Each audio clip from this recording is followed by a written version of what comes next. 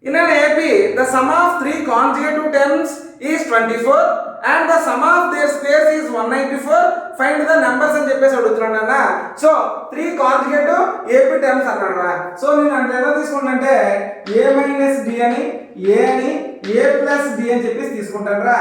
So sum of these 3 terms చేస్తే అక్కడికి ఎంత వచ్చిందంట 24 వచ్చిందన్నమాట. ప్లస్ d ని మైనస్ d క్యాన్సిల్ చేస్తే 3a equal to 24, 3 1s 3 8s, a equal to ఎంత వచ్చిందిరా 8 అనేది వచ్చిందిరా అన్న. సో నెక్స్ట్ ఏమన్నారా, సో స్క్వేర్స్ ఆఫ్ అంటే స్క్వేర్స్ చేసి సమ్ చేస్తే సో దాని వాల్యూ ఎంత వచ్చిందంటే 194 వచ్చిందన్న. అంటే a minus d whole square a minus d whole square plus a square plus a plus d whole square equal to 194 అన్న.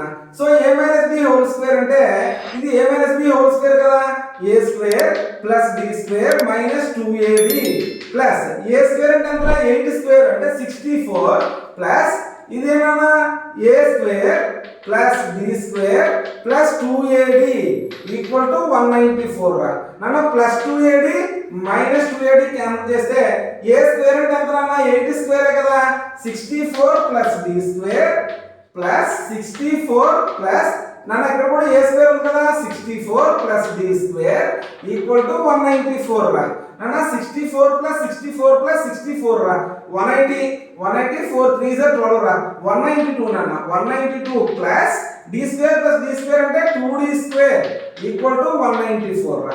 So 2d square equal to 194 minus 192 and 2d square equal to 2, 2 1s d square equal to 1, d equal to plus or minus 1 అన్న. సరేనా? So plus 1 minus 1 అన్న. ఇప్పుడు ఈ values తీసుకెళ్ళి ఇక్కడ place చేద్దాం రా. ఫస్ట్ టర్మ్ ఏమన్నారా a మైనస్ d అన్న. సో a మైనస్ d రా అంటే 8 మైనస్ 1 రా అంటే 7 రా.